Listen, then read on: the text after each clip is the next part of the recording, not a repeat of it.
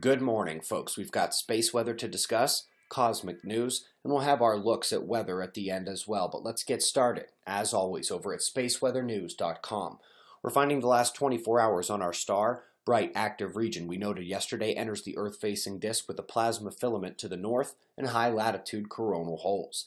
This active region has put a brief hold on the sunspot minimum of the 11-year cycle. We indeed expect to have these breaches of umbral magnetism even during this low phase, but when it happens, it still reminds us of their strength and is always worth noting. It has indeed been releasing small, confined plasma ejections, but those appear relatively calmer now. There was no effect on the upper corona or inner heliosphere, no relevant CMEs. We'll continue to watch the sunspot group as it turns. This morning it has relatively spread cores, and so the magnetism is spread out as well.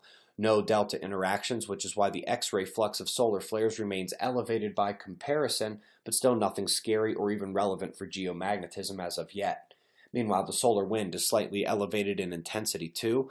The departed sparse coronal holes pushed a minor intensification, but again, it's minor only, and geomagnetic conditions are within normal range as well. We appear to have a break from IMF coming up here after these coronal holes depart. Another few days, however, and we will begin to see the equatorial opening at the limb. Folks, today's top story is about the TRAPPIST-1 system, a Jovian-sized solar system with freakishly Earth-like planets. That was what we already knew.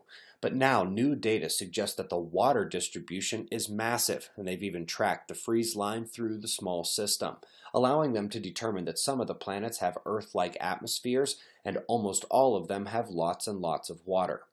I want to quickly remind everyone that in this system, it may not just be about surface habitability given the proximity of the host star, but if we are talking about finding even one microbe of alien life, my best bet is locked under the ice of the outer planets, where tidal and internal heating could be producing a subsurface ocean, and where the ice layer on top protects the planetary interior from the stellar radiation. You ever seen the octosquid alien from Europa Report? It's fun to imagine.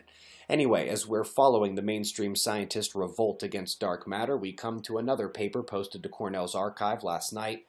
How many scientists are going to say we don't need dark matter in galaxies before the rest of the world listens?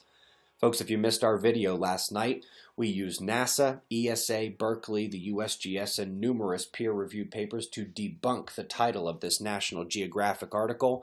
Pole flip is a major concern. Check out last night's video if you missed it. Lastly, folks, I've been mentioning this for a few weeks. Our new server, notification system, and upgrades to code are coming, and since it will double our cost, the new app will cost more too. So get it now and be locked in before that happens. Everyone who has it before the switch is good to go. We appreciate your support. It's what allows these news to come out each morning, and apparently now very often in the afternoon as well. We've got your wind maps and shots of our star to close, and we'll do this all again tomorrow, right here. But right now, it's 5:15 a.m. in the new Valley of the Sun. Eyes open, no fear.